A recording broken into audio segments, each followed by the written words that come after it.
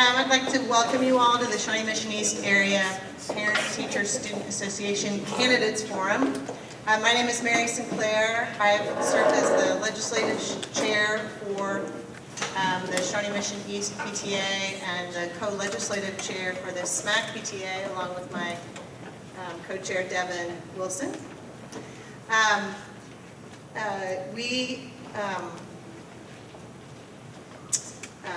Okay, so we have our esteemed guests here today.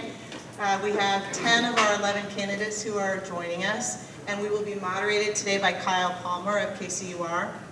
The format today will begin with a couple of predetermined questions, and we will kind of move down the line and come back again with our predetermined questions.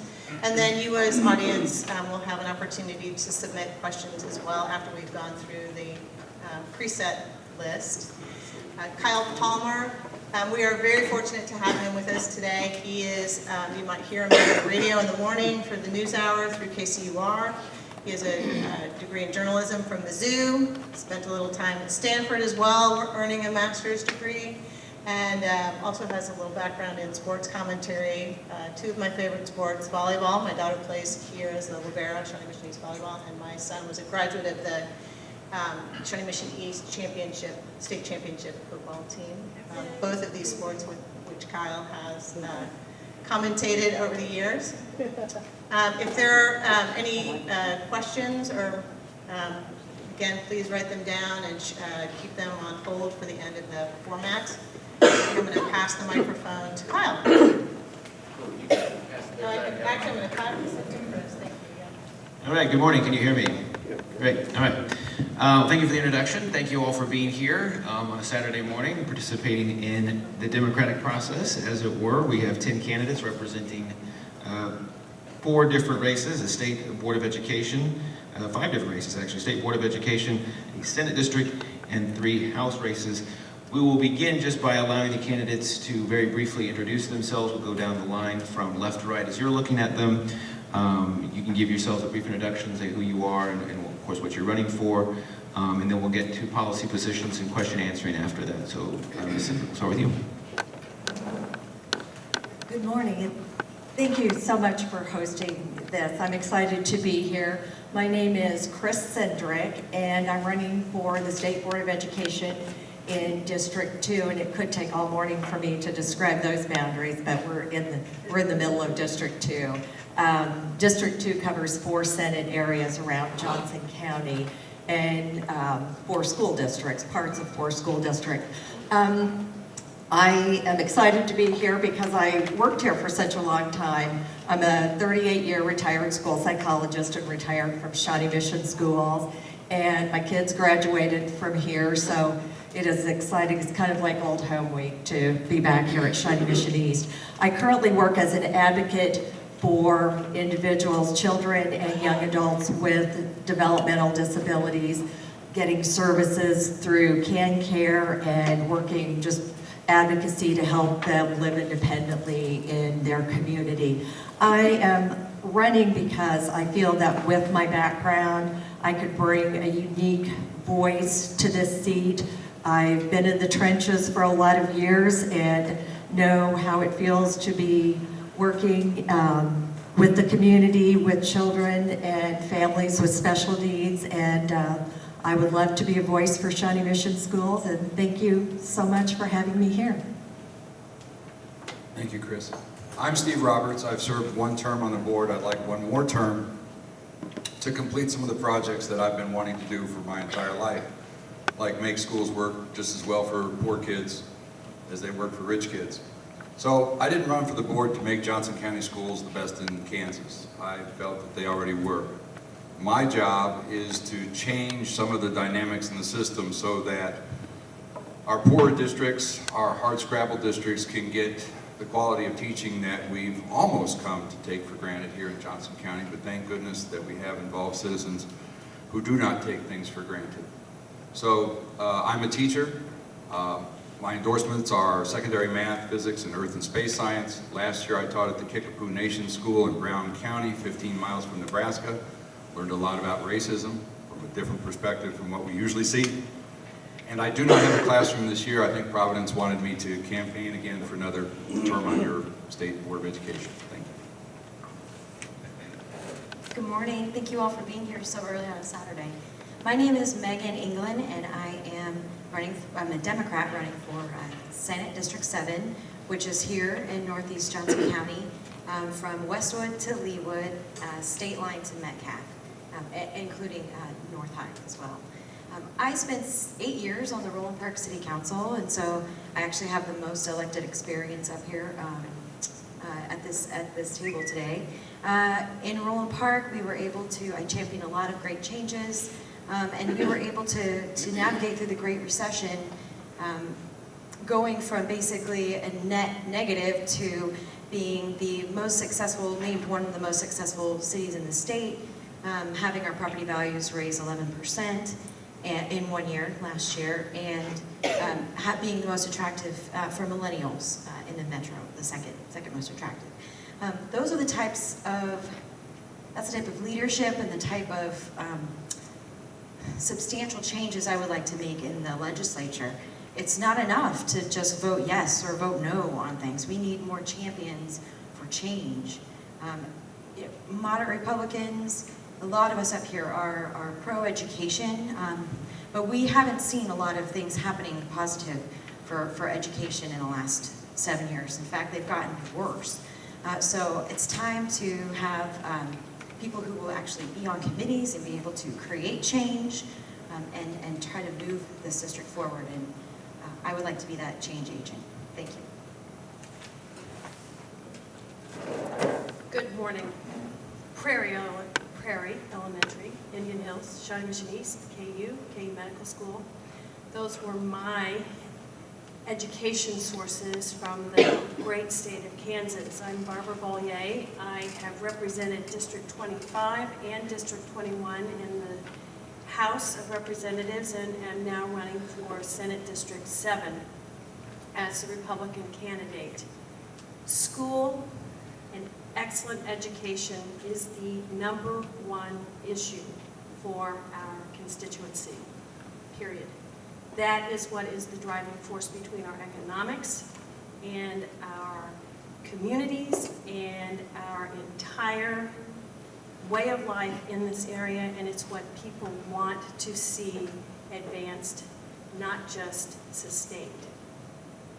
Yes, it's true. We've had a real challenge with the governor that was elected it seems like forever ago, and it was 6 years ago in toto, and it is time to see some changes occur, and many of us have been working on those, and we want to see that continue. I'm excited because, as I think many of you know, in the primary election, there were many people who were elected to at least attempt to reach the State House, and we have enough numbers that we are going to see some very positive changes in Topeka this next year, and I am very hopeful that as we formulate a new funding formula, that those changes will be the difference to get to 63, 21, and 1. That's the 63 votes needed in the House to pass the bill, the 21 needed in the Senate, and that 1 gubernatorial vote that we hope we can push forward. Thank you for taking the time to be here. It's nice to see your faces. Thank you, Barbara.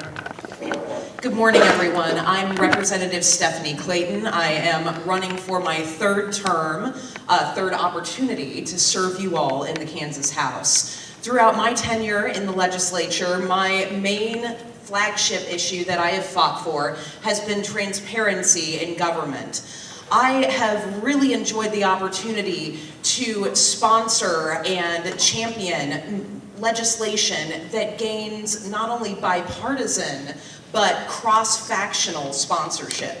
And I think that cross-factional is one of the real keys that we need to look at as we move forward in the future in the legislature, because currently, and I imagine that this will change after November, but currently the House has a super majority of 97 Republicans and then a minority of 28 Democrats. If you can't work with all people across all scales, then very little can get accomplished. And so I've been very successful in establishing that one common point, and I think that that's something that we all want, which is to have government function properly, be more open to the people that we serve, and to be responsible with your tax dollars. As I move forward, and given what has occurred with the elections in August, I am very excited to say that the tax plan that I have been working on, I think will really gain some traction. So I'm very optimistic about the future, and I'm really looking forward to hopefully having an opportunity to serve you for 2 more years. Thank you for being here this morning.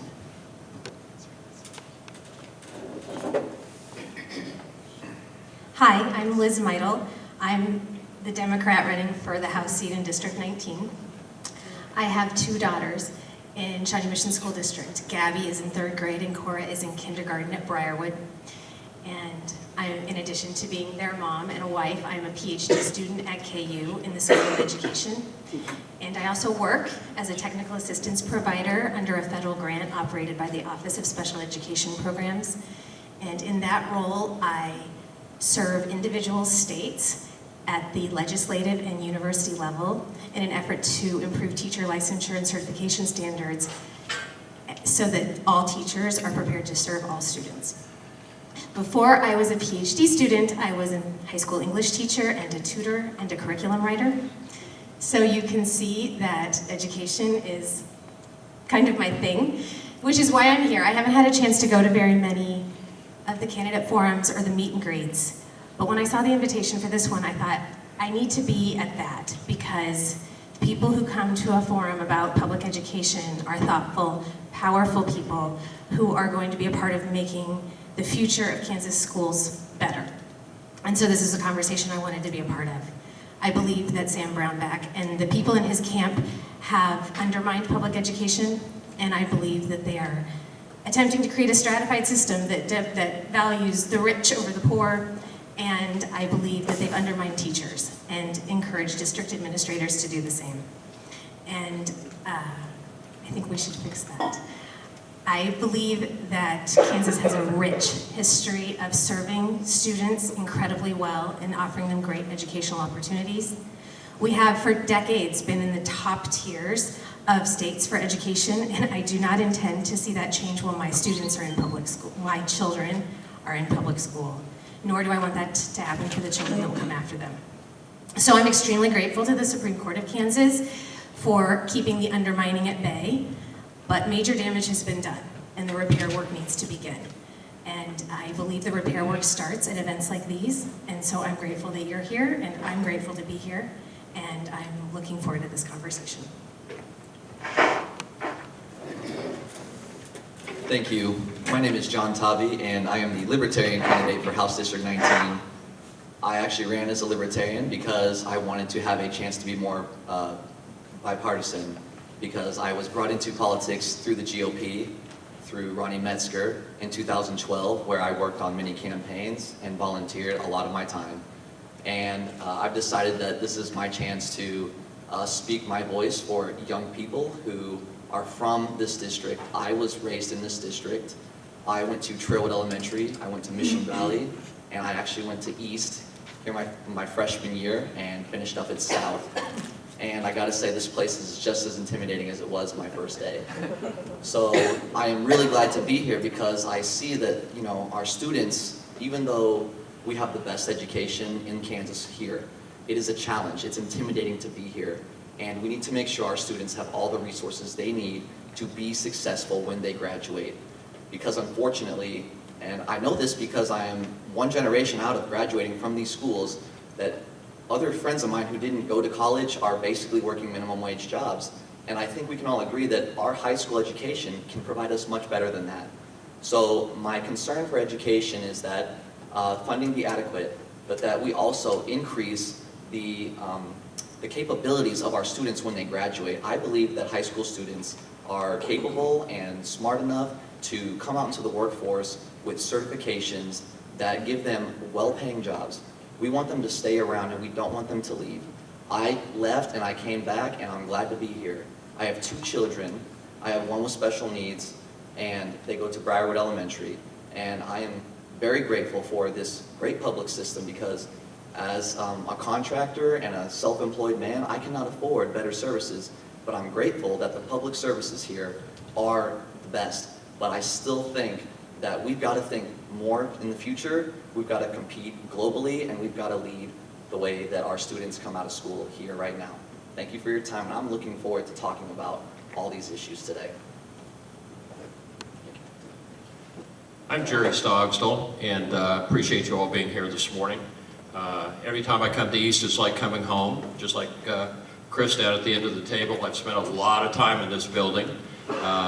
I have a lot of experience and expertise in the area of public education, and actually my wife was the head of counseling here for 14 years, and our son went to East, graduated in 2010.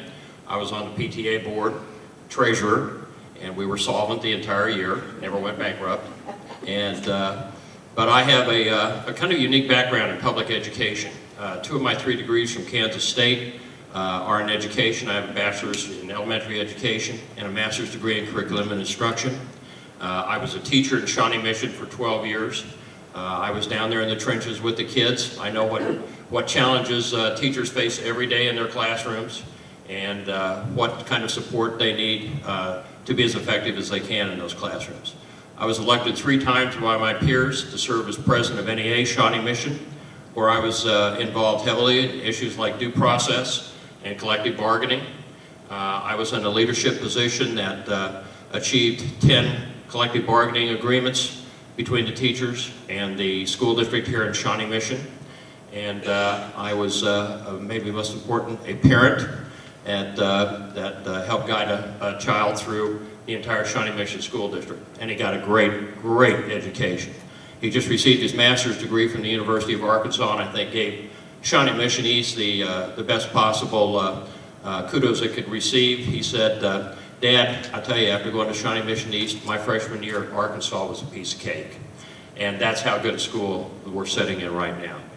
But there's a tremendous amount of problems facing our schools. It's been basically caused over the last 6 years by this administration and by their totally complicit loyalists in the legislature. It's time for a change, and I think I have the qualifications and experience and background to help bring about those types of changes. So again, I appreciate you all being here, and I'm the pro-public education Democrat running for the Kansas House of Representatives from the 21st District here in Northeast Johnson County. Thank you.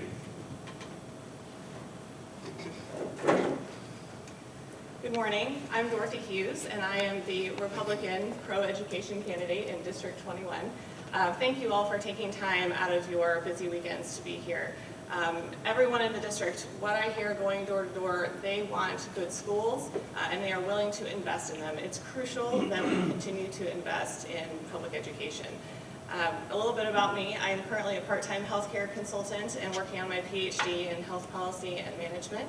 I'm also on the adjunct faculty at the School of Business at Rockhurst University. I have spent about 14 years in policy, first starting at the federal level, handling mostly health and education issues. And then I advocated for KU Medical Center and KU Hospital. Healthcare and higher education, I've been very fortunate to work in those fields because those are fields that ought not be partisan issues. And I'm very thankful to have worked across the spectrum already, across my career, to get things done that are good for students and education professionals. And I'm really looking forward to the opportunity to do that in Topeka as well. I think we all want change who are up here. We're looking for good results for our public schools.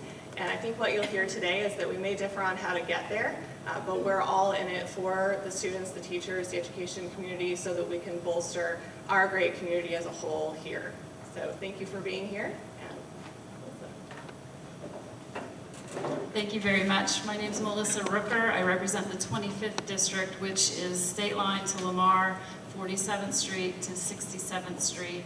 There are 8 cities in Northeast Johnson County that fall into that House district. Our home proudly displays 4 high school diplomas from this building.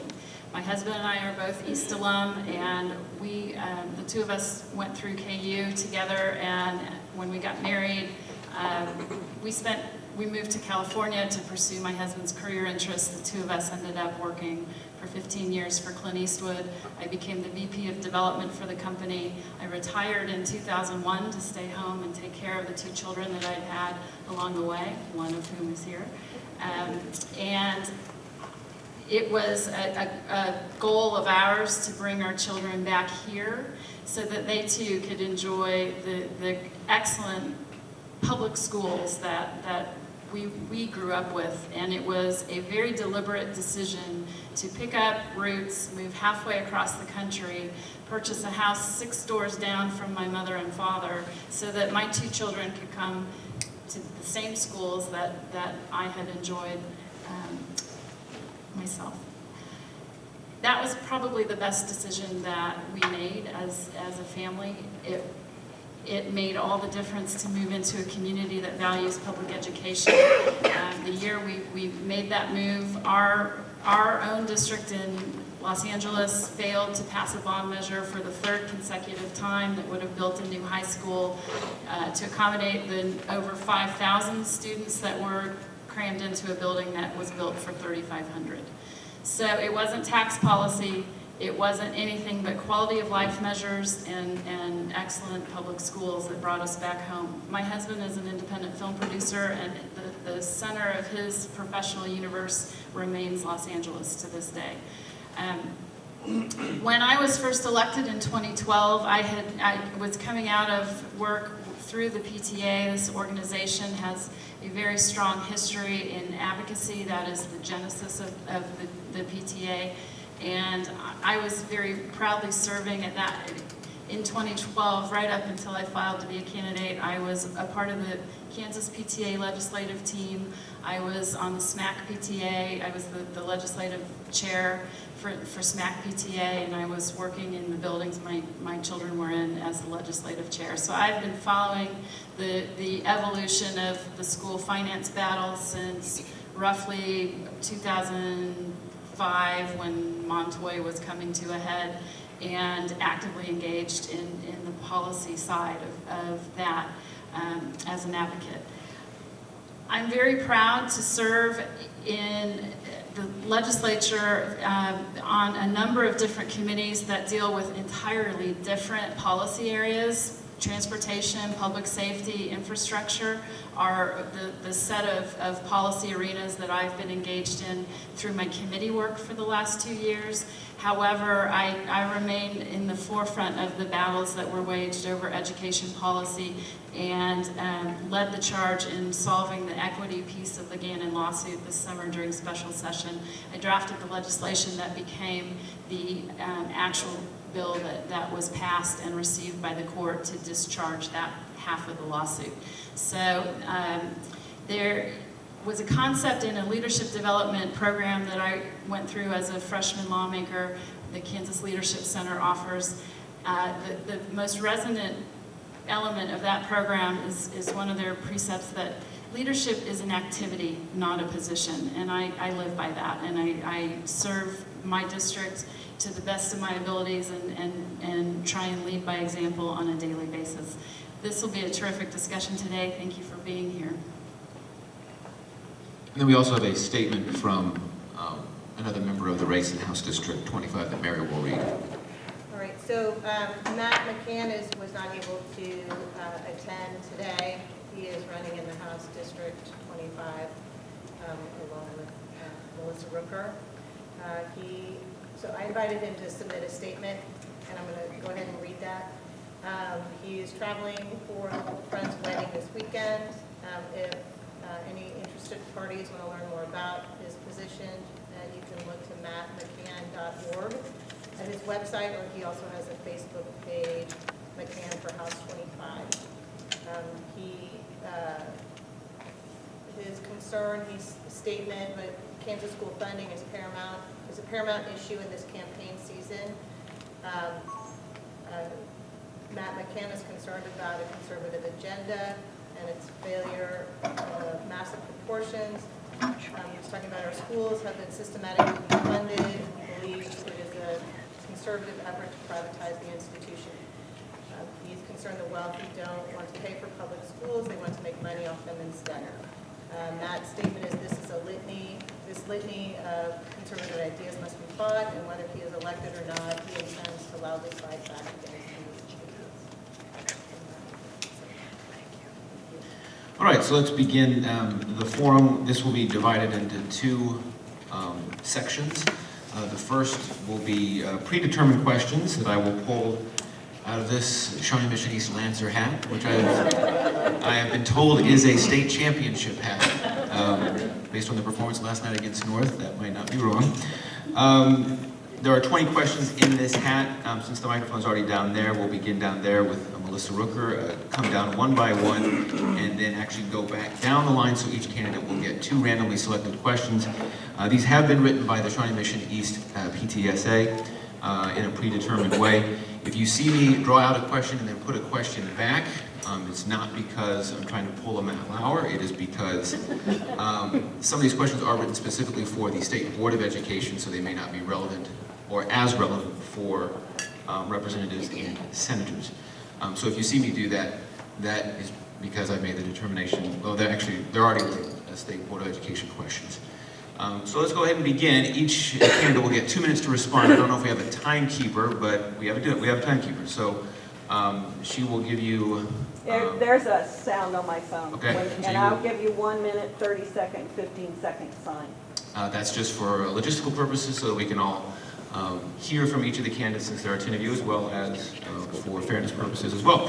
So let's begin with Melissa Rooker. First question, drawn out of the hat. How would you rate Kansas public schools along a continuum from highly efficient to wasteful, and why? Well, the mantra is that we have inefficiency in our schools, and that's the key to actually directing resources into the classroom. And there's so much to unpack there. Our schools have been operating in an environment of scarcity since the recession era cuts driven mid-year through the budget process. When I was first doing advocacy work, 2008 and 2009, the recession caused cuts. Schools have been struggling to make ends meet since those cuts, and we have cut their funding, the operating funding to those school districts ever since. Multiple times. So I would say school districts have had to adapt to the changing environment. They have created ways of coping and leveraging the resources they have. We have 7 service centers in the state that provide some of what some of my colleagues call the backroom operations, payroll, purchasing, legal services, professional development. So we have a lot of sharing of resources around the state that doesn't get a lot of publicity. We have co-ops that leverage the special education services out where it's harder to put those in place in each district. We have had very, very effective ways of and creative ways of delivering services in a different manner, looking differently at how we leverage technology in our classrooms. And I think our school districts have been doing a tremendous job. They've had to spend down reserve funds, they've had to cut staff, and they've had to cut programs. But through it all, we've maintained excellence in the outputs, the graduation rates, and achievement scores in this country. And when we're ranked, we are in the top 10 to 15. Nobody spends less than us who ranks above us, and so money matters. Thank you. I will also say each of you is going to get 2 questions, one down the line and then back down the line, and then there will be a chance to respond, either to if someone has mentioned you or a policy that you want to respond to specifically, or if you just want to add or elucidate something that you've already said. That will be selected out of this random Shawnee Mission East Lancer coffee mug. That will come after you all answer 2 questions each. So now let's move on to House District 21. Another question. And the number of poor living in Johnson County has more than doubled since 2000. The percentage of Shawnee Mission students eligible for free and reduced lunch has increased to 37%, rising from 33% in 2011. How will you, as state legislator, help build the district's capacity to meet the educational needs of this growing student population? So for me, the word capacity speaks to resources. So I think this goes to the heart of what we'll be working on in the upcoming session. A new funding formula and making sure that that is adequate, equitable, and allows some local flexibility as well. I serve on the board of the Friends of the Library, and we talk about early education and literacy efforts a lot, and we talk about the fact that poverty here in Johnson County is perhaps less visible than elsewhere, but that doesn't mean that it's not here. It's very important that we recognize the needs of all students and make sure that we are taking care of everyone. So I intend in the legislature to make sure that I am listening to the education community about what the needs are, what resources they need to make sure that all students are taken care of, and that we have a formula that works for them and works for us here in Shawnee Mission. Thank you. The next question.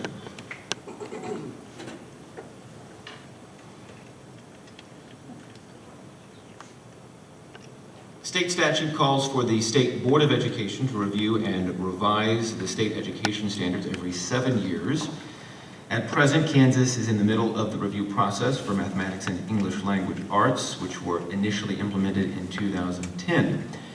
In your opinion, what is the role of the Kansas legislature in the process of determining state education standards and K-12 curriculum? What is your position on the continued use of the Common Core state standards?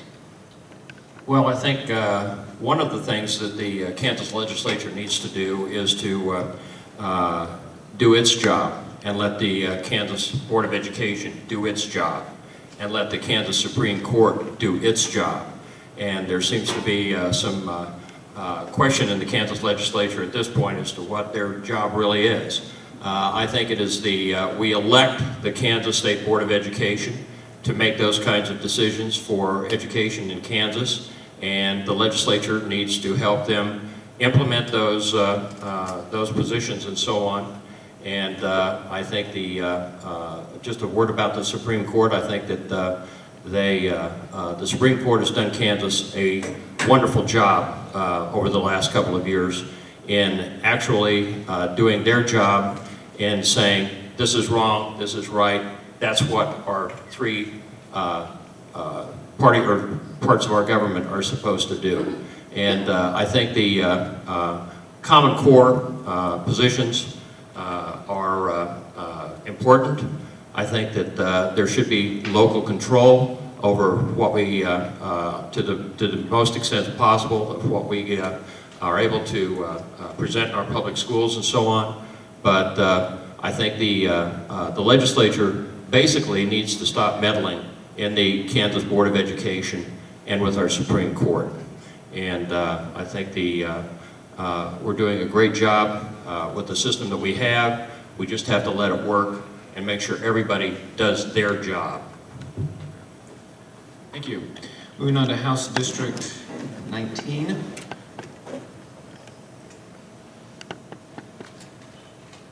Kansas is experiencing a teacher shortage in some areas of the state.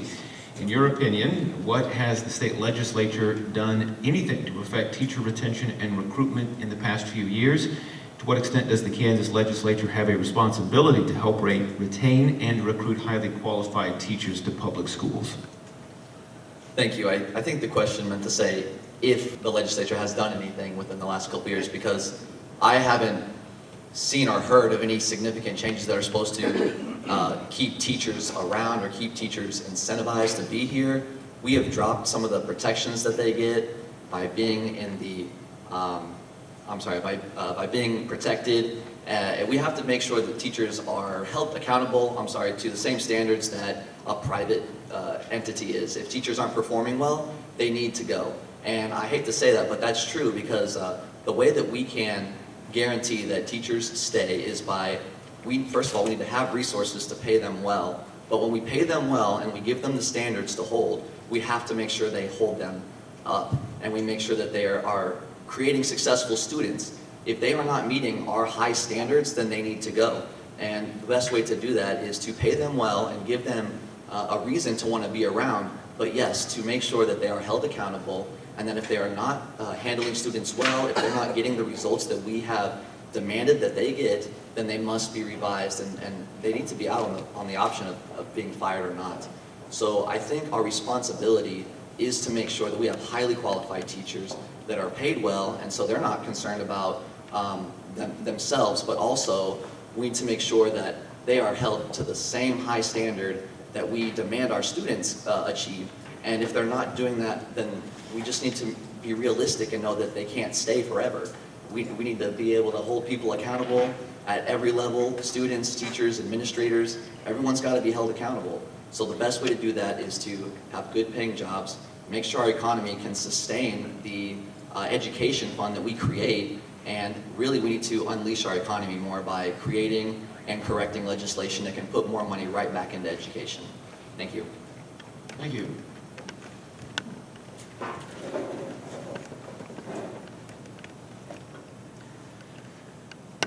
How would you like to see the development of a school finance formula proceed?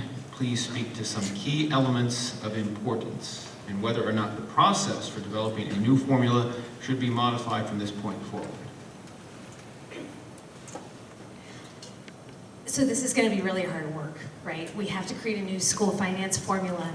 The legislative bodies have to create a new school finance formula in the upcoming year that will have an impact for a really, really long time. And the well of money that we have to pull from is very small. But hopefully there will be new tax policies and we will change that in the future. But for now, there's a really tough job. And my understanding of how the world works involves when you have a really tough job, you get really smart people together around the table. And you involve all of your stakeholders and you get your community on board and you talk to as many people as you can. So what the Kansas Association for School Boards, the Kansas Department of Education, and the United School Superintendents Association, thank you. They've come together to create a toolkit that's available online for communities to come together and create a response to the governor's call for input on the school finance planning. Shawnee Mission has done something on their website where they have a 2-question survey that they've sent out. I don't think that's enough. I think that we need to really engage in hard conversations with everybody who is a stakeholder. And that really means everybody. That's business leaders because the quality of schools affects them. It's students because they go to the schools. It's parents, it's taxpayers. Everybody needs to be in on this conversation. And we have resources to create those conversations. They need to happen and then they need to inform the process. And the process, the question also asked about key elements, the process has to address both our short-term issues, which are massive, and our long-term vision for making Kansas a leader in public education for the long term. Thanks.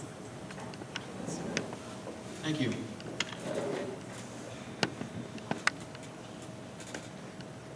Kansas school districts carry fund balances from year to year. In your opinion, is this an indication of excess funding or of responsible budgeting?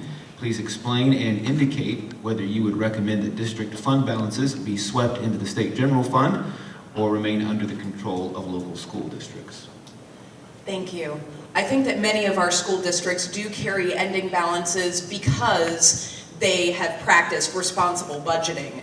It is worth noting that the state of Kansas is currently at a point where our ending balance, as it is now, because as you all know, these things fluctuate and every month we get worse and worse news about our revenue projections. But right now, as it is, Kansas government can only function for 2 days. So, I think that you all know that the next answer to my question will be most emphatically that no, we should not sweep the money from responsible entities into our state general fund.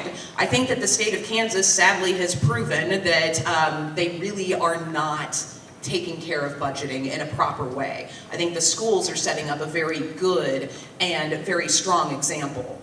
Now, it is also worth noting, of course, that I am a state legislator, but I have consistently fought against, spoken out against, and voted against many of those practices with which I am not pleased. And again, to speak to the optimism that I spoke with in my introduction, I think that we are going to see a new day in the state of Kansas starting that second Monday in January when we gavel in for session.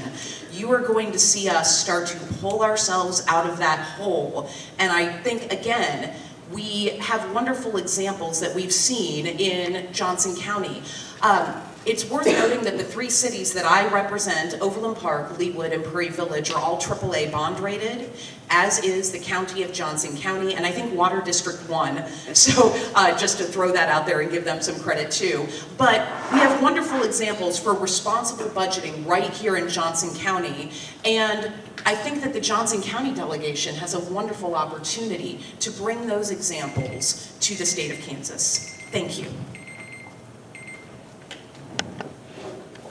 Thank you. Moving on to Senate District 7. Please describe your position regarding the use of public tax dollars for non-public schools in Kansas. Would you recommend keeping or repealing the tax credit scholarship program that was established in 2014 and expanded in 2015? Say the last part again. Would you recommend keeping or repealing the tax credit scholarship program that was established in 2014 and expanded last year? No. I have never supported public money going to private education, and it is very clear in our Constitution that public money cannot go into theologic, church-based education programming. It cannot go there. And yet we have had legislation passed that allows for these special scholarships to go to those kinds of private schools. We need to rescind what we have put in place as far as the voucher program. I know there are certain people still left that will be elected that think this is a positive thing. But my research that I have done in the past on both charter schools and voucher programs show that when you have failing school districts, that those programs might be successful. We do not have failing school districts anywhere in this state. We have excellent schools, and that is well-proven fact. And so there is absolutely no reason to be putting money into private sector realms. So no and rescind. Thank you. Thank you. The use of local authority to supplement K-12 public education revenues through local property taxes raises a statewide question of fairness and equity.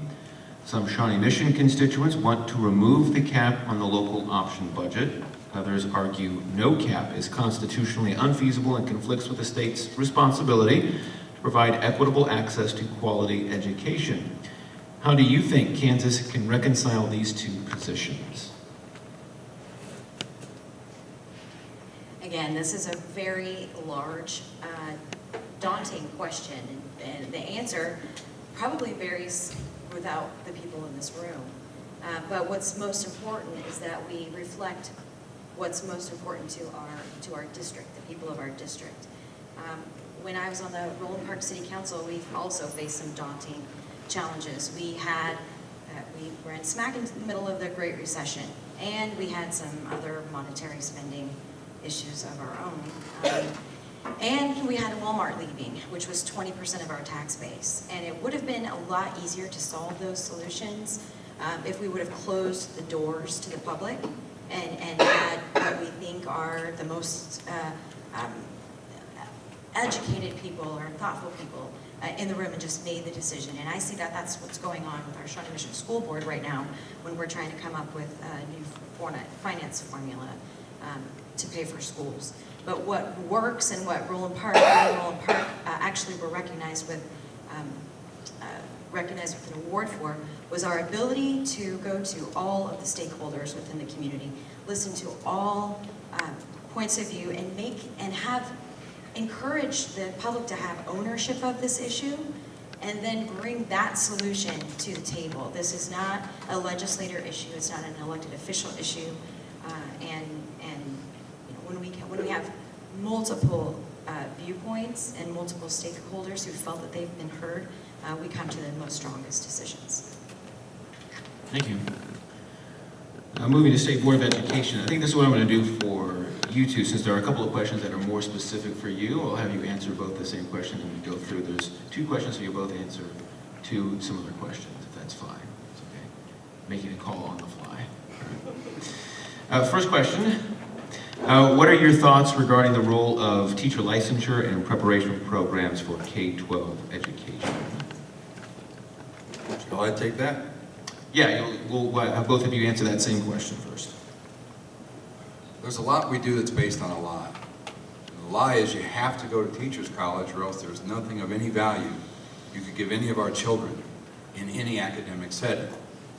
So when I got to the board, I tried to state that piece of counsel to my fellow board members. And they weren't really hearing it. So I went to the legislature and they helped us with the STEM license that the board approved on January 3rd, 2014.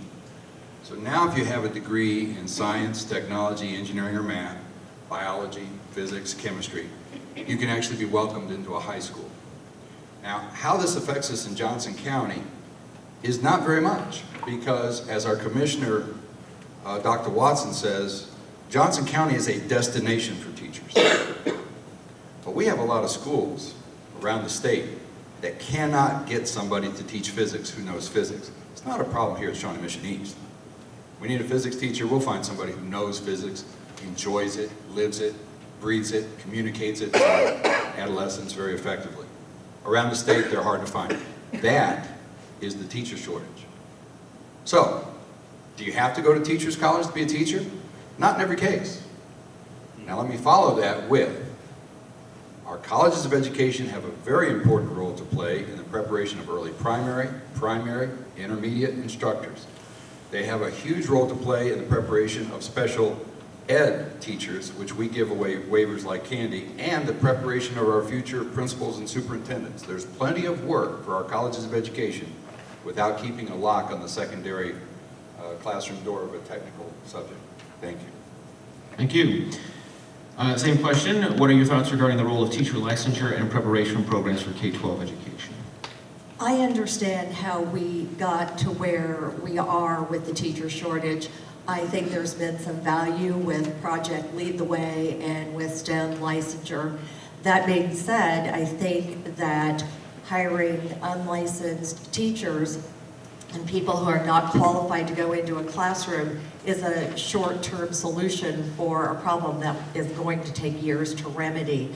Teachers have so many things that they need to understand going into a classroom: behavior management, understanding IEPs, diversity in population, test scores, being able to program and differentiate curriculum, parent conferencing. There are so many strategies that I learned through my teacher education program. I think we need to invest in quality programs that are recruiting teachers. We need to start valuing the profession, restore due process rights. If we can retain the quality teachers that we have, most of our teachers are leaving after 5 years of experience. That is not okay. So we're losing really good people to the profession. It is hiring unlicensed teachers is a short-term solution to a long-term problem. All right, we will now go back down the line, so we'll begin with State Board of Education for a second round of questions. Before we do that, let's lay the foundation for the second segment, which will be your questions. If you would like to ask questions of any particular individual or race, you can write those questions down on Post-it notes, index cards. So we are passing out index cards as I speak. Again, it does not have to be directed towards a particular race or a candidate. It can just be a general question that has not been asked yet. Please write those down and hand those to Devin or Mary, or you can just get up and walk right over here and give those to her. The more questions we have, the better, more productive, and more illustrative that second part will be, which will begin after we go down the line again and also give them a chance to do their responses. So any question you have, of course, education related, go ahead and write those down. You don't have to write your name, you don't have to identify yourself. You can if you want, and then we will collect those, and that will be the second part. So let's go back down the line again. Randomly selected questions, of course not for the State Board of Education, since you have some very special questions. This next question for both of you, you'll answer both of you will answer this question. It requires a little bit of background. So this is a quote from the new Kansas CAN vision for K-12 public education. Kansas leads the world in the success of each student, and a successful Kansas high school graduate is defined as having the academic preparation, cognitive preparation, technical skills, employability skills, and civic engagement to be successful in post-secondary education, in the attainment of an industry-recognized certification or in the workforce without the need for remediation. Got that? You memorized it, okay. So for both of you, what are your recommendations for measuring this Kansas CAN vision, or these indicators of student success? And how much would you recommend state legislators allocate in the state budget to pay for these assessments? As we transition from AYP and the No Child Left Behind and head into Every Student Succeeds Act, there are some pretty clear guidelines for measuring and accountability. Now, ESSA does give the states more flexibility with measuring and with accountability, but they have preserved some of the requirements for measuring progress and success. And they are, again, holding to measuring success of students based on race, ethnicity, income, and learning needs. There is less assessment than there has been in the past based on No Child Left Behind. However, there are still some guidelines about making sure that African American children in third grade are making good progress in reading. There is a lot of flexibility. There is also assessment regarding student involvement with staff, so faculty engagement, student school environment. They're in progress. I think how to assess those different areas, social and emotional standards, are currently in progress. I would love to be part of figuring out how to assess that. I don't know how much money is involved in making those kinds of assessments and the accountability. It will be less than we have had with the constant statewide assessments. However, there's some good accountability that is already in place as we transition to the Every Student Succeeds Act. So I think it's an exciting time. Thank you, Chris Sendrick. Steve Roberts, same question for you. What are your recommendations for measuring the Kansas CAN indicators of student success that I just read, and how much would you recommend that the legislature allocate in the state education budget to pay for such assessments? When we were talking about whether or not we should use the ACT test statewide, there was a lot of talk about how much it would cost, and it's really not that expensive, in my view, given all the money that we're spending on schools. I would favor the ACT, actually, statewide, but that's got to be hashed out with the numbers. You know, we don't have to worry so much about the fuss over money as the academic standards. And so, in seeing how all the pieces fit together, my recommendation would be that we have stronger standards earlier. And as we work on new math standards, a group that I've been working with envisions that we actually put kindergarten and first grade together, so that when a kindergartner comes in with first grade math skills, after year kindergarten, they go on to second grade, just as naturally as can be. This happens more often in Johnson County than it happens elsewhere around the state. We do have failing schools in Kansas. I'm hearing a lot of talk today about how our schools are really terrific and we need to keep them that way, and that's how it is right here. But Chris and I are not running for the local board, we're running for the state board. And I'll just tell you that the superintendent who hired me at the Kickapoo School last year said, our kids have had lousy teachers for the last 8 years. This is before I was hired last year. Now, you could argue that that's a federal school and not a state school. We could have that argument. But we need to see how the pieces fit together longitudinally. So all these fixes we want for high school, it really starts when the kids are little. We need to do a better job with early primary. That's where the fixes lie. Thank you, Steve Roberts. Moving on to Senate District 7, Megan England, your question. What is the role of adequacy and equity in the finance of public education? Just in an effort to try to move things along and hear from you guys, adequacy is basically so that we can ensure that all students have a quality education, and nationally even recognized education. And equity means that we can expect to receive that education across the state. So we need to make sure that those constitutional obligations are maintained, respected, and funded. Thank you. Barbara Boyer. The Kansas Supreme Court recently heard testimony in final preparation for a ruling on the adequacy portion of the Gannon lawsuit regarding the school finance and public education. Do you believe the K-12 public schools are adequately funded? Why or why not? Keep getting these yes and no questions. First of all, I spend the morning listening. One of the brilliant things that we have from the state Supreme Court side is that we can actually watch online when they have hearings. And so I was able to watch from the privacy of my own home and still do some other work and get that accomplished. Unlike what we do in the legislature, which is a transparency issue, we'll have another time a discussion about that. I agreed with their statements, and I'm losing track of what I was supposed to be saying here, because the answer was yes, and we need to move forward and have them fund appropriately our schools. And I felt like their discussion was, it focused specifically on maintaining what we have now for adequacy, and then it suggested, the court was suggesting that we maybe focus very individually on the issue of students who are not performing at their highest level.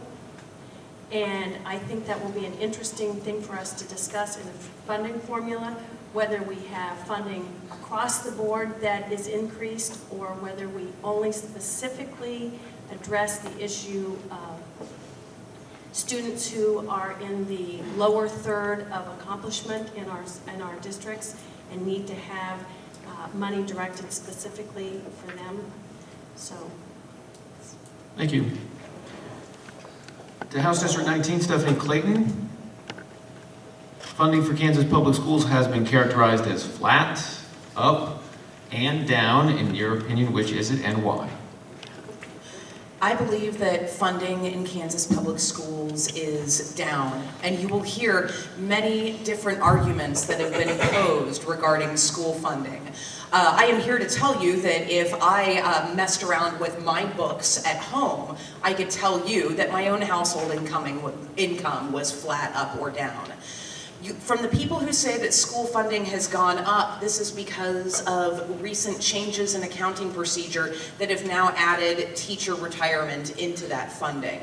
And so one of the problems is that you all as citizens have a lot of conflicting information that you receive. It is very difficult and very frustrating to have to make decisions when you're not often being told the truth and given the truth of the numbers. I do believe that school funding has gone down significantly. I think that this is part of the main problem with the 2012 tax plan, because what should have been done at that time was that Kansas should have been fulfilling its constitutional obligation to fully fund schools, and instead what happened was this crazy experiment that has gone terribly, terribly wrong and has plunged us into financial despair.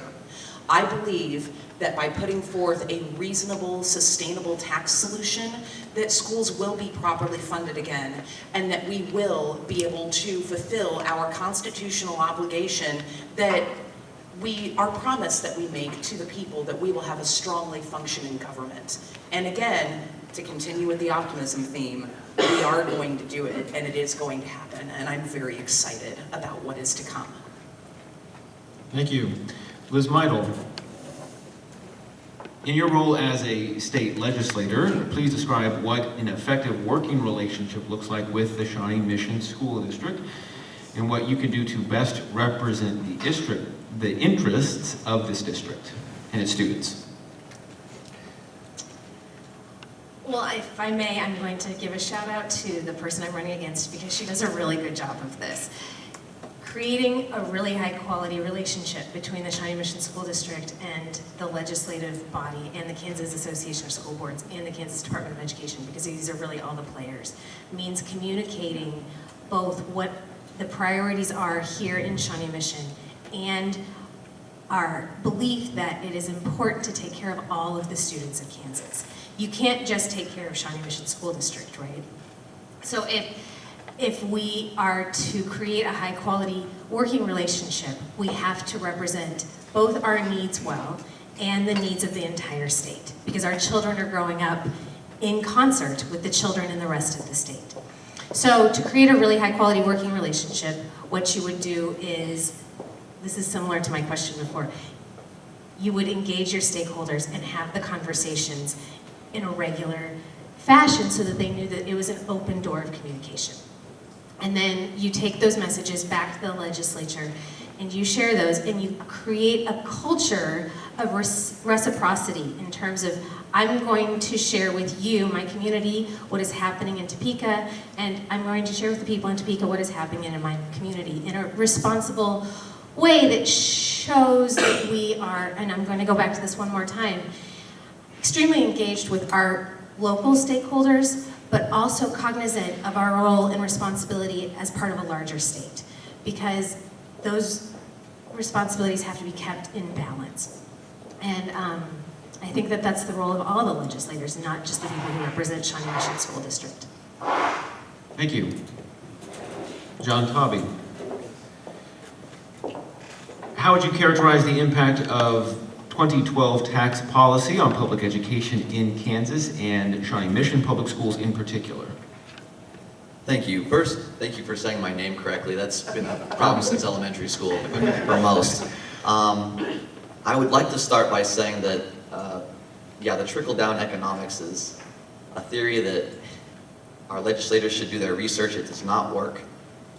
I recently had a toe surgery, and my podiatrist was telling me that the tax cuts basically gave him a lot more money than he needed, but that it created no opportunity, zero opportunity to increase his business or hire more people.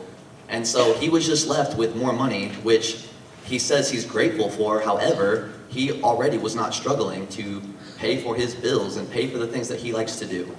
We need tax policies that help common people, that allow common people to not just get jobs, but we need common people to create jobs.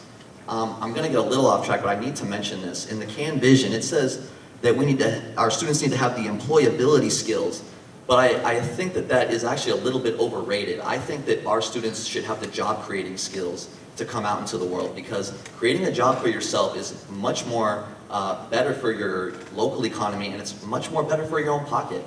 Take anybody that does a trade, take away the company that they do it for, and if they do it for themselves, they're going to pocket a lot more money than if they do it for a large company. I think we should be focusing on job creating skills. But to go back to the tax plan, legislature has had a couple chances to repeal those tax cuts since 2012, and I just think we should be making every opportunity to take those away, because we have the numbers. We know that it's the top few thousand people in Kansas that are benefiting from this. And the rest of us are now concerned, like I'm a common person with not a lot of extra pocket money, and now I have to be concerned about my child's education with special needs, and it's very daunting. So I think we need to unleash our Kansas economy. We can correct legislation that can really redirect dollars back into education, and we don't have to do anything else other than that. Thank you so much. Thank you. To House District 21, Jerry Stogsdill. Kansas has faced a budget shortfall following implementation of the 2012 tax policy, approaching 15% of the state general fund. Would you characterize this gap as a revenue problem or a spending problem? It's definitely a revenue problem. And why? Well, I think that the economic development policies of the Brownback administration, and again, those of him those in the legislature support him, just do not get the idea that we have to have a fair and balanced and widespread tax policy across the state. We took 330,000 companies off the tax rolls. We were promised 100,000 new jobs by doing that, and that we would have a vibrant state economy. Since that policy has happened, the Kansas economy is basically in shambles, and we have to put those companies back on the rolls. We have to develop a more fair and balanced tax structure across the state in order to support public education. And that's one of the things that we haven't talked about this morning. The great public schools in this state will rely on a robust economy, and you can't separate the two. If we don't address the economic problems in Kansas, we can never address the educational problems in Kansas. And I know from a fact. For several years after I left education, I was president of the Silicon Prairie Technology Association, which was the trade association for the high-tech industries in Kansas and Missouri. And I'll tell you, economically across the state, we are doing everything exactly opposite of what we need to do in order to attract those kinds of companies and build that kind of economy in the state of Kansas. We've got to correct that. We've got to put those companies back on the tax rolls, and we've got to develop a fair and balanced tax system across the state. Thank you.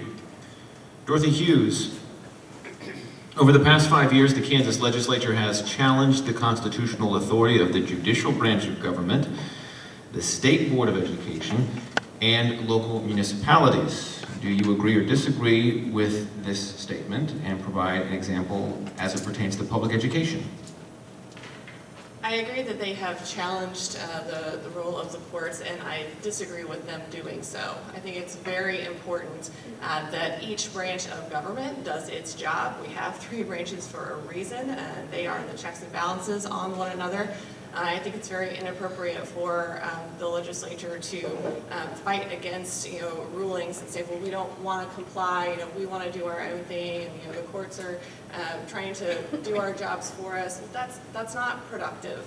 The 3 branches work in concert, they all have a role, and whatever the decision is that comes down on adequacy in the next few months, it's incumbent upon us who go to Topeka to comply with that ruling and find the productive, collaborative way to move forward.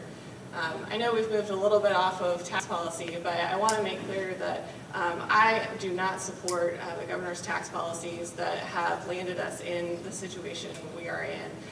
We do need real revenue reform. We've had to lean too much on property and sales tax, and that's not right. That sets off the balance. We need a good, stable, 3-legged stool, if you will, of income, property, and sales tax, and only through that real revenue reform can we fund the essential services that we need.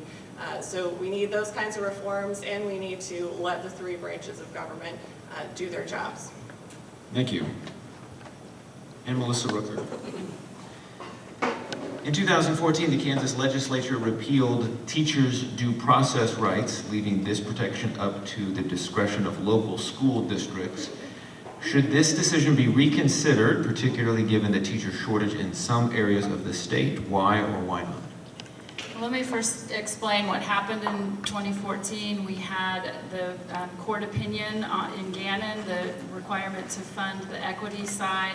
I helped write the legislation that provided the financial remedy to the court, and in the process of moving that legislation, that was the very famous April weekend. We had hundreds of teachers and spectators in the State House.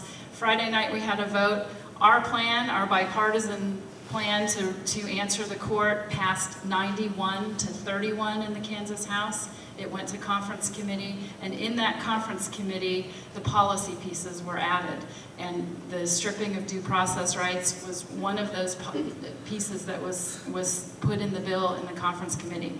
So we had a second vote on the bill on Saturday night, and we succeeded in defeating that bill and sending it back to conference committee, where a couple of components that had been added were stripped out. But sadly, what remained was the stripping of due process, the scholarship program, which I led the way to defeat the tax credit scholarship program 4 times, both within the committee, and then finally we had the culminating debate on the House floor, and we managed to kill that bill as well on the floor. So this was the perversion of the process to stuff policy into the remedy that the court was seeking from us, and to game the system in a way that the conservatives got the policy they wanted. So yes, I support reconsideration, and I do think that part of creating a climate where teachers feel that they are treated as professionals is to provide them those kinds of rights and make sure that we are doing everything we can to attract and retain the best and brightest in the teaching profession. Thank you. Thank you so much. I want to make a slight amendment to the format of this forum. You've all answered 2 questions, each predetermined, written by the Shawnee Mission East PTSA. At this point, we want to go straight into questions that have been posed by the audience. We have a whole stack of index cards that have been written and asked by you, some of them directed at particular races. This will be a slightly different in that each question will be answered by everyone in a particular district, so it will not be individual responses. So both candidates for State Board of Education, both candidates for District 7, for instance, will answer the same question. We'll try to get at least one question asked of each race. Hopefully we'll have time for at least 2 questions for each race.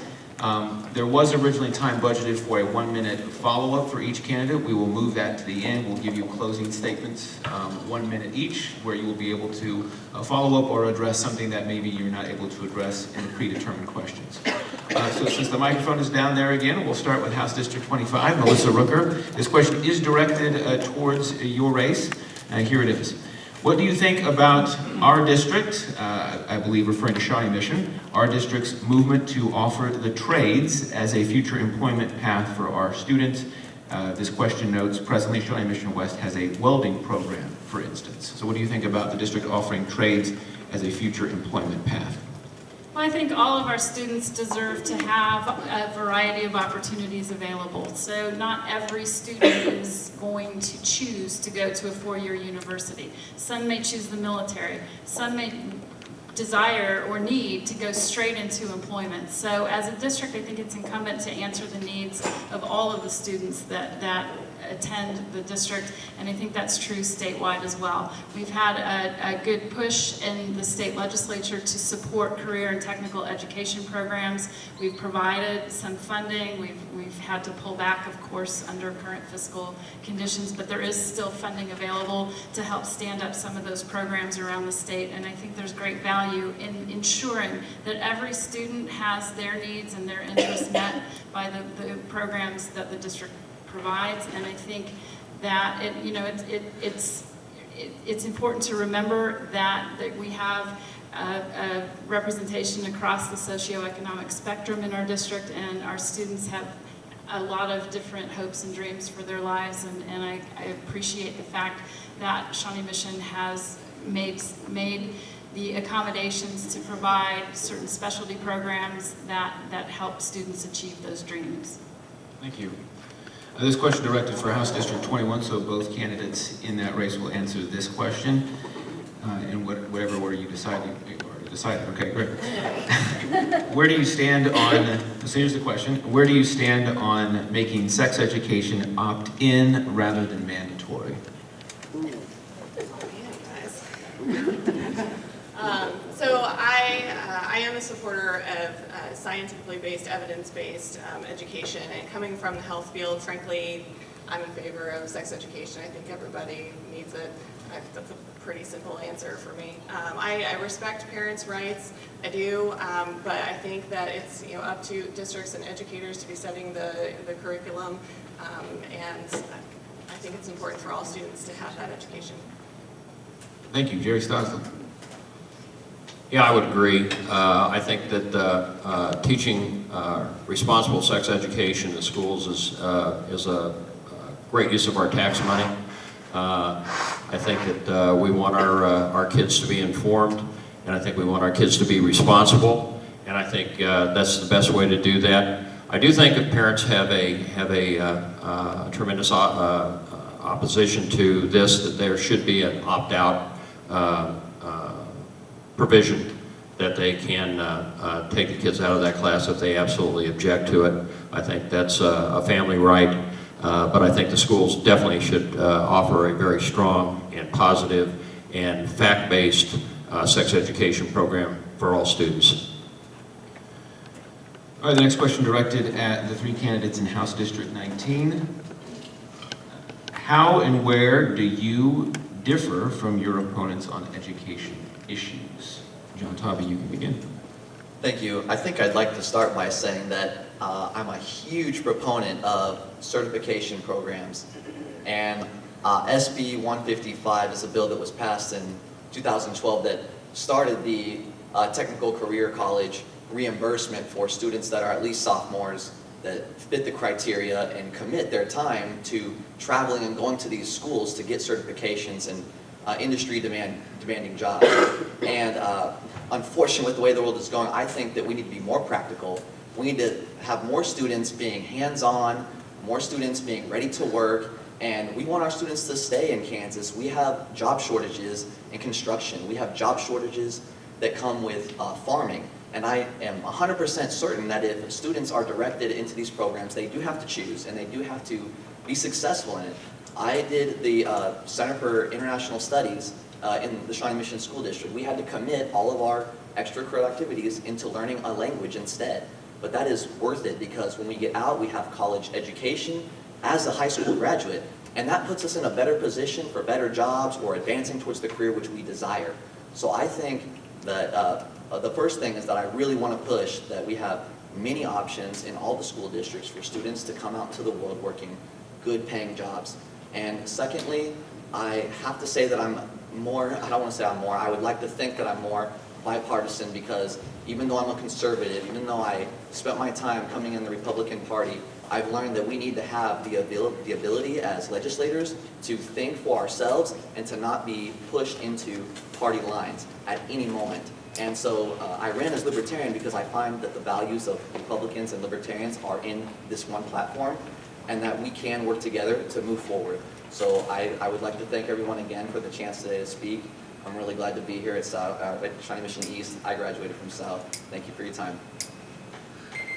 I'm sorry to this might not be fair, but if you could maybe try to keep the responses to this section maybe more to a minute. I don't know, let's give that a shot. I can do it. I can do it. Okay. I'm going to have a can-do attitude about this. I think there are probably lots of similarities between the three of us in terms of our stances on education. I think John and I disagree maybe about the due process from his, I'm not super familiar with your platform, but it sounds like he thinks that maybe the stripping of the due process rights was appropriate, and I don't think that was appropriate. I think that we need to do everything we can to give teachers the support and stabilization and the professional respect that they deserve and that our students deserve. In terms of the differences between Stephanie and I think that the biggest difference is that she's going to address issues from an experienced legislator's point of view, and I would come at issues from an experienced educator's point of view. I've spent my entire life in education. 20 years professionally, and I was raised by a teacher, and all of her family are teachers. I think like an educator, and I think that Stephanie thinks like a legislator, and I think there are benefits and disadvantages to both of those. I try. Thank you. I think you were good. All right, well, I'm just gonna try to boil this down a little bit more. I don't like the idea of, trying to differentiate myself between my opponents because it just seems like the opportunity for combativeness. I guess that is what an election is, but my opponents are to be commended for stepping up and for running for office and for caring about Kansas and for caring about their communities. And so I think that they should be applauded for that. I would say that my legislative experience, particularly and yes, I'm a Republican, and the Republican is going to talk about poverty. That's happening. And I will tell you that my legislative district, while one of the most wealthy in the state of Kansas, is also one of the most stratified. I have schools that are sitting on, tons of principal in their foundations, and I think that's great. And I have schools in my legislative district where the children don't have enough to eat. I know that district-wide philosophy, and that is how I choose to approach representing all of them. And so I know my district well. I am pleased and honored to serve and represent.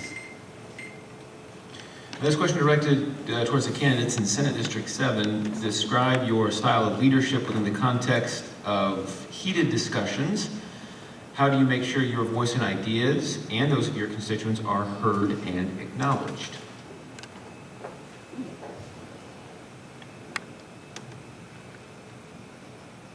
Lots of things to answer.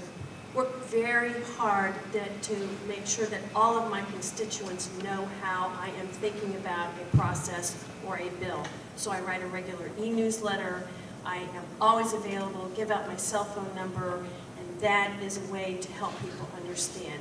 In heated discussion, I have had immense training in my life and have even had to work with surgeons, no offense surgeons, to know how it is to work in disagreements. And so work very hard to help people communicate better. Most issues in the world get into a bad place because people aren't communicating effectively. We are created to have differences in opinion, but we are also created to be in community and to be able to understand one another. So I think I work very well across all aisles, not just the Democrat, Republican, but with all people to help each other understand each other better so that we can reach good conclusions. Thank you. Can you repeat the question? Yeah. Describe your style of leadership within the context of heated discussions. How do you make sure your voice and ideas and those of your constituents are heard and acknowledged? Well, taken some courses from the Kansas Leadership Center, and they talk about the heat in the room and how there needs to be a certain level of heat for productivity, but if the heat is too high, then it eliminates productivity. So in doing that, a couple of things that can lower the heat in the room but save the productivity is humor. So sometimes we all just have to be reminded that what we're doing is important, but let's all get together and get focused and remind each other that we're all human and we're all concerned about making consensus here. In terms of my leadership style, I believe that I want to carry the voice of the people that I represent. So as a former elected official, I had blogs, I had meetings, I had emails, just to make sure that everyone felt heard. And I think if everyone feels heard, even if it doesn't go their way, that they can respect the decision and the decision maker. Thank you. For the State Board of Education candidates, you have a couple of questions, so we'll start with the first one here. As a state board candidate, do you measure Kansas education against other states and nations? There is a perception that other nations are far ahead of us, assuming in Americans. So do you measure Kansas against other states and other nations? Generally, I don't do a lot myself in terms of this kind of measurement, but we are measured all the time. We just had a working lunch with Kansas Association of School Boards, presentation by Mark Tallman, explaining how the statistics show that we are generally top 10 in performance, lower quintile in amount spent. There are a lot of people who say, well, we get the best bang for our buck here in Kansas.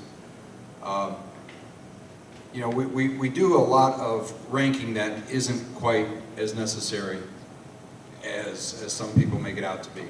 So I'll take this toward standardized testing. We're testing the crud out of our kids. Way too much standardized testing. So as much as I'd like to beat Finland, let's just make sure that our children grow up to be happy, well-adjusted individuals. I think we have to do some comparison to be fair. We get federal dollars, so I think we have to look at how we compare to states that are similar in demographics and population.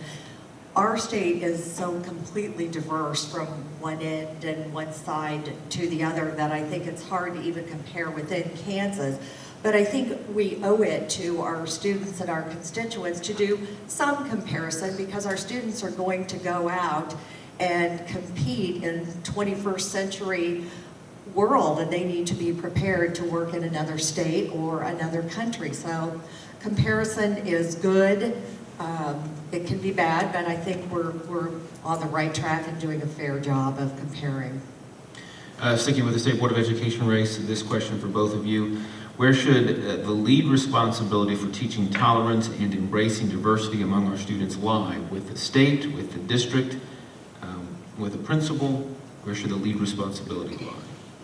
I think our new social emotional standards will address some of that, but I don't know when we didn't embrace diversity as a great thing. I think we have got to make sure our teachers understand and accept all different cultures. We've got a lot to learn about different populations and different cultures. And I do believe that our new standards will embrace some of that. My own grandparents came from Europe. We are all a melting pot, and I think the more that we can embrace school-wide, statewide differences, the better off we will be, and the more achievement we can count on. Thank you, Chris Cindric. Steve Roberts, where should the lead responsibility for teaching tolerance and embracing diversity among our students lie? I see a partnership between our schools and our families. Our families don't have as important a role as they used to have. I'd like to see families return to the days when most of them showed up for Meet the Teacher Night. You'll see that more in Johnson County than you will in impoverished or hardscrabble areas. In my school last year, admittedly at Kickapoo Nation Reservation, I had one family show up on Meet the Teacher Night. We have to encourage families, and our little campaign slogan is better schools, fewer rules. I mean, I'd like to think that I have some of the solutions, but it doesn't fit on a bumper sticker. I mean, I really need a half hour of your time to explain how we can turn this thing around for all kids, but part of it has to be family. So as much responsibility as we have for passing laws and making sure that we can ensure this and that, we really can't ensure anything without the participation of families. Thank you. Let's keep moving down the line. We'll go back to Senate District 7. Megan England, because of dire state and tax revenues in Kansas, will the legislature ever mandate school district consolidation?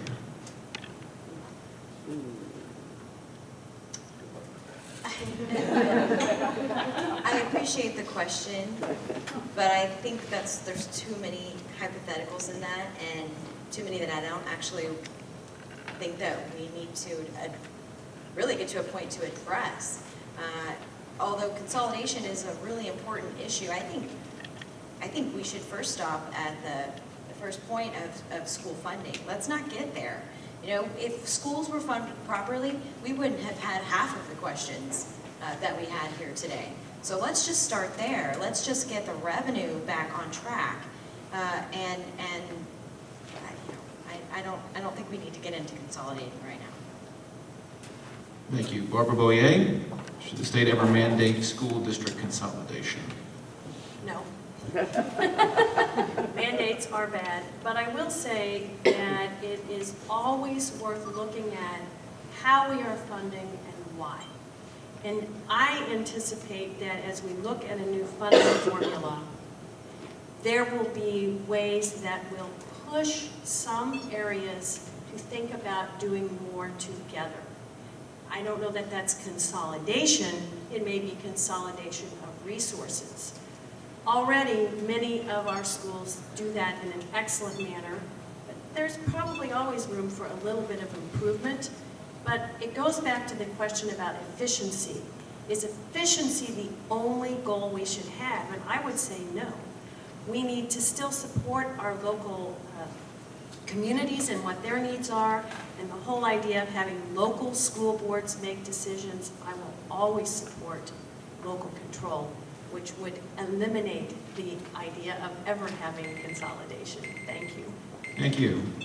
Moving to House District 19, this question for the three candidates in that race. In July 2017, guns will be allowed on Kansas public college campuses and universities. How do you see this? Would you want to reverse that ruling or that decision? Not while there's breath in my body. I have to say, and this is very reflective of my legislative district, because in fact, I over-communicate with my constituents, and well, I should, because my position is one of service. And I can tell you that I overwhelmingly hear at the forums that I conduct, from letters that are written to me, and from phone calls that are made to me, that my constituents do not want this. Moreover, and I realize I haven't spoken much about my personal life today, but I have two children. One is in John Deemer, one is a 7th grade girl in middle school. And one of the biggest fears that I have as a parent is campus rape for my daughter when she attends school, and I really don't want her to get raped at gunpoint. So this is a very personal issue, and this is something that I will work very hard to repeal, and if I can't get repeal, I'll push for delay, or I'll push for alteration so that that bill and so that provision is so irrelevant that it barely makes a difference. Liz Michael. I work at KU. I teach undergrad classes at KU. My husband works at KU Med. Our friends are largely people who work at universities. I cannot tell you the level of fear, frustration, and anger that this particular law has caused, both in the academic communities and in the social circles that I feel privileged to move in. Further, it has created a culture on our campuses of discussion about, a continual discussion about violence, which is actually has been really valuable. But I just don't think that's what college students should be worried about. They talk about their fear of guns all the time. When I talk to my undergrad students who are training to become teachers, do you know what they talk about? Guns. They should be talking about kids. So there is no place for guns on campus. There's no place for guns in a lot of places, but there is no place for guns on college campuses. I could not feel more strongly about this. Thank you. John Tobby. Well, this is going to be fun. So, as far as my own personal opinion, I think that campuses, I think that local control really is important, because the philosophy is that we have to balance each other out. And local control is always the best. That's how you know your local constituents really are in charge. So even though I do believe in local control, I do believe that guns are a safe thing. I believe that gun-free zones create victims. And that is how I personally look at it. I believe that it's the criminals who don't play by the rules, they don't care where people don't have guns, and that's actually attractive for criminals to go to a place where we have no guns. I ask everyone to do research on mass shootings. Please find out that more than most of them happen in gun-free zones. And I am all for personal choice in carrying a gun for protection. But if a campus, if a city wants to create legislation that bans them, that is up to the local people to get involved and make it happen. But as for myself, I believe that that actually guns are a safe thing. For the candidates in House District 21, this question directed towards you. Describe your experience and qualifications in the field of education and how you would use that experience in Topeka. So with Jerry Stockstill. Well, I have quite a bit of experience in education, as I mentioned before. Being a teacher, Shawnee Mission president, I taught at Kansas State in the education department for 2 years. I'm a parent, just a whole variety of things like that. I think that kind of experience will suit me well in the Kansas legislature, but also more maybe uniquely in my situation, I have a terrific background in economic development as well. And as I said before, you cannot separate those two issues. If we don't have a robust economy, we're not going to have a robust school system. I think I can bring expertise and experience in both those areas to the Kansas legislature, and I think that we should never discuss education in a vacuum like that. It has to be tied to education has to be tied to the economy. Economy is tied to our educational system here in Kansas, and that's just a reality and a fact. And I hope to be able to address both of those issues in the legislature. Thank you. Dorothy Hughes. So as I briefly mentioned in my introduction, I'm currently on faculty in the School of Business at Rockhurst. And I completely understand that higher education and K-12 are different worlds, but being in a classroom and seeing those light bulbs go on in students' faces, that wonderful feeling is what drove me to go back and get my PhD, which makes me kind of odd among my cohort because most of them are in it for the research. But I really feel passionately about being in the classroom with these students. And the content knowledge is important, that passion is important, but more than that, it's the effectiveness of actually getting these changes done that we want to see done. I will be able to cast a vote for leadership in the House that will allow these priorities to move forward. That's crucial. In my experience in the legislative process, being an advocate for health and education issues in the past, I will be able to work within the system, work within not only a committee process and the budget process, but be able to advance our priorities. Thank you. And Melissa Rooker in House District 25, this question directed towards you. Should the Supreme Court decide schools are not adequately funded, would you favor a tax increase or the restoration of the 2012 tax cuts?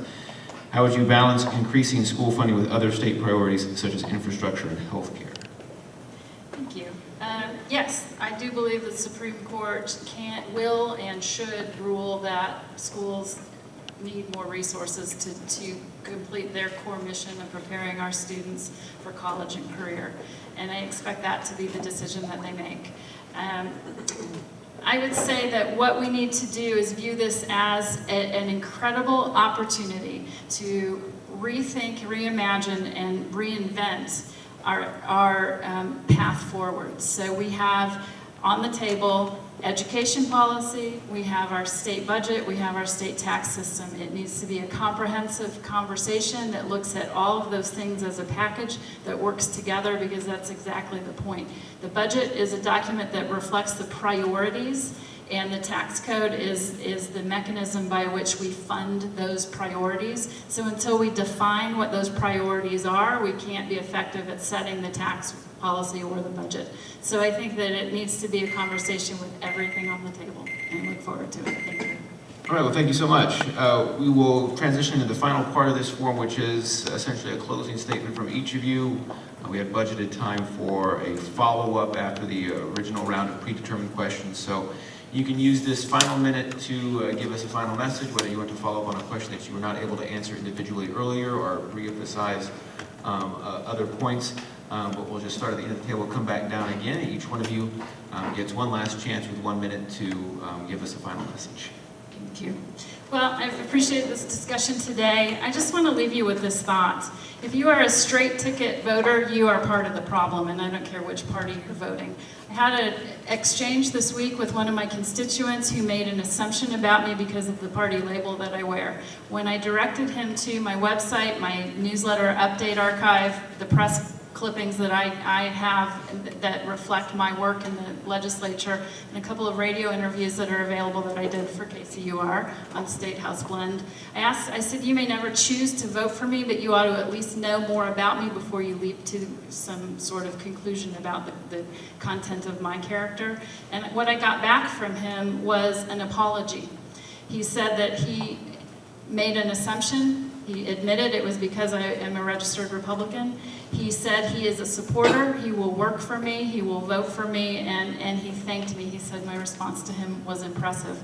It is very important to evaluate the content of our characters, our work ethic, and our record of service before you make up your mind. And I look forward to November 8th. Thank you. Thank you, Melissa Rooker in House District 25. Moving to House District 21, Dorothy Hughes.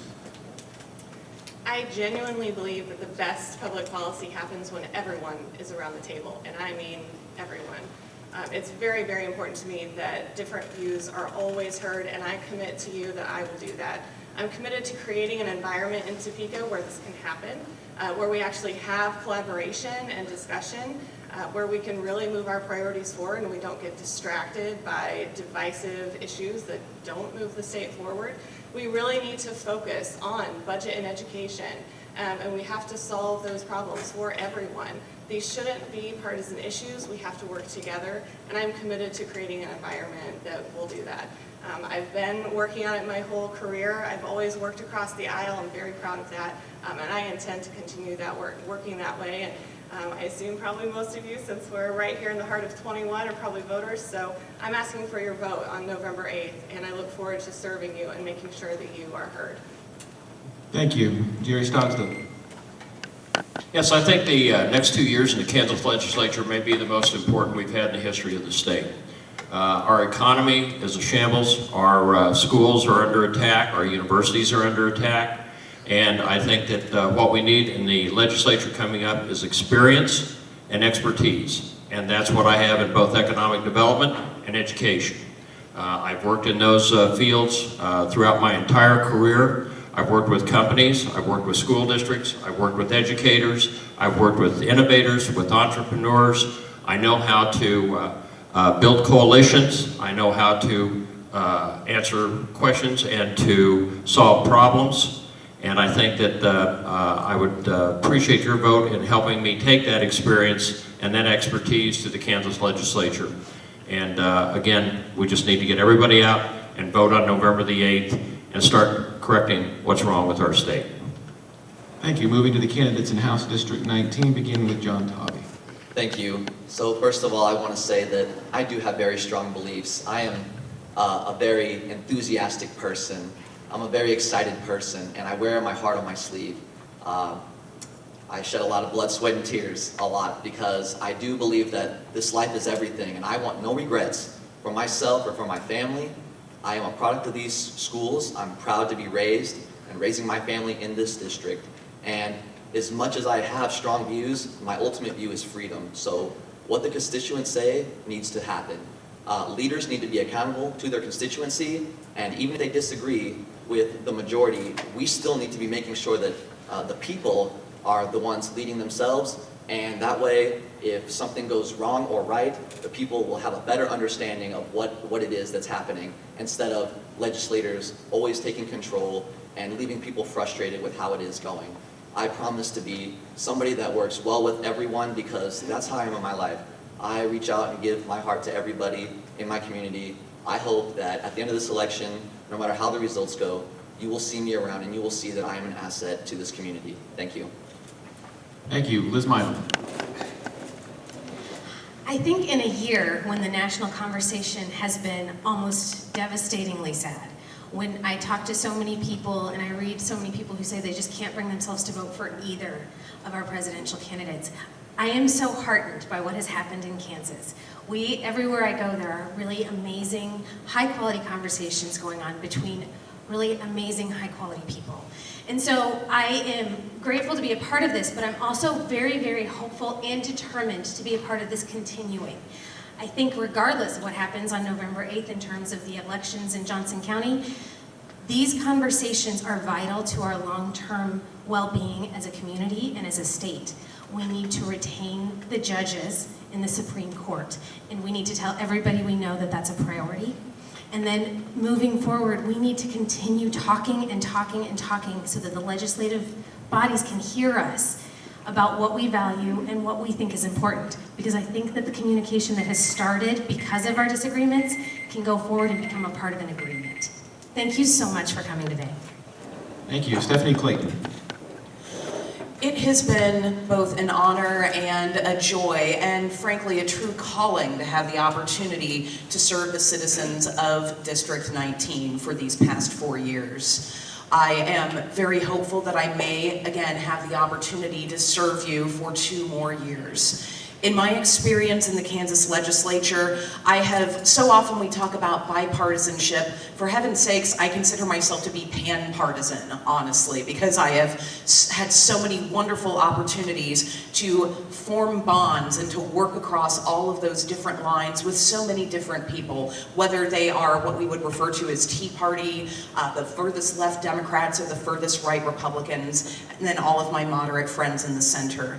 I, again, want to carry my spirit of optimism and would love to have the opportunity. Let me go in and help clean up this mess. Please consider me on November 8th, and thank you for allowing me to serve. In Senate District 7, I'll start with Barbara Boyer. It has been a great gift to me to be able to serve in the legislature for the last 7 years, to learn the process, which is immensely complicated, I had no idea, and to establish amazing relationships with people so I know where to go when a problem arises, and know that it doesn't matter what party label they carry. Who can fix it is who can fix it. I look forward to the opportunity to serve you with my heart of compassion, my caring for this district, and my ability to lead, which you have seen over this time that I've already been serving, and to know that these are tough times and we need people who are tough and ready to lead to make the changes happen that we need for this state. Thank you, and I do ask for your vote on November 8th. Megan England. Well, results matter, and unfortunately, I'm the only candidate in this race that has a record of initiating, sponsoring, and passing positive legislation for our community. This last summer, we were devastated to hear that our schools might not open, and there were high fives as soon as we fixed it. And a lot of people wanted to take credit, all types of people, every party wanted to take credit, but what really they were trying to take credit for was for kicking the can down the curb, and nothing was fixed. We sold off an economic development tool, and we're going to run into the same problem again next year. And we don't have another economic development tool to sell off. The equivalent is selling off your television to pay for your utility bills. We need some serious change. We need to start to have people that will be on committees that can actually propose legislation, defend legislation, and I can be the change agent for this Senate district.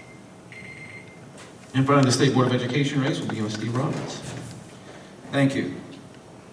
Whether your name is Hilton and you own the hotel, or your name is Smith and you manage the hotel, or your name is Jones and you change linens in the hotel, you deserve the opportunity to read well and understand numbers. I'm doing my life's work on the board. I would be very grateful to have another term to represent you on that board. Thank you. And Chris Sindrick. It is such a privilege for me to be here and have an opportunity to run for this race. I like to think that I'm a good communicator and listener, and I have led many positive IEP meetings. My daughter recently finished law school and works as a legal assistant, and my son is a physician, and I give a lot of credit for their success to the great public schools that we have here. They told me if I was going to complain about anything going on in Kansas, I had to do something about it because they would no longer listen if I didn't step up. So I appreciate their nudge. I appreciate you being here, and I appreciate any support. I would love to be an advocate and representative for Shawnee Mission Schools in District 2. Thank you so much. Well, that concludes the Shawnee Mission East PTSA Area Candidate Forum. Thank you very much. Thank you all the candidates who came and spoke and answered questions. On a personal note, these issues of education and the future of our state are more personally relevant for me now that my wife has had our first child just 2 weeks ago. So this is the first time I've been out in the light in 2 weeks. So I feel like I haven't worn a collared shirt in a month. So, but thank you so much for allowing me to host, and thank you for coming and attending and asking questions and being engaged in this process. And I'll hand it over to Mary. All right. What an informative discussion today. I'm grateful that you all were able to be here.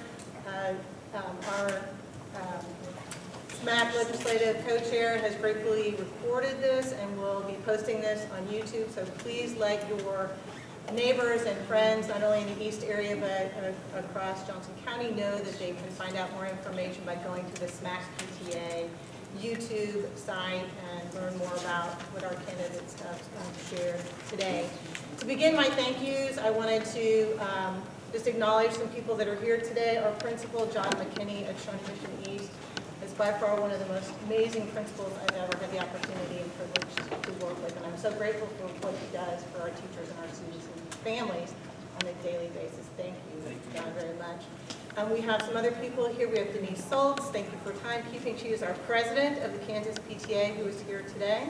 We have some school board members, Donna Bisfield and Brad Stratton. Thank you. We have elected officials also. Nancy Lusk is here. Thank you all for participating in this event. Kyle Palmer, thank you for facilitating. It is no surprise that Kyle is a former teacher. Your insights in education and facilitating this conversation are well noted. Thank you. You got to keep the hat. You might live in the Shawnee Mission North area, I believe, but that's all right. We'll also have a little space in his heart for the Lancers. And then let's please give a big round of applause to our candidates. Thank you so much.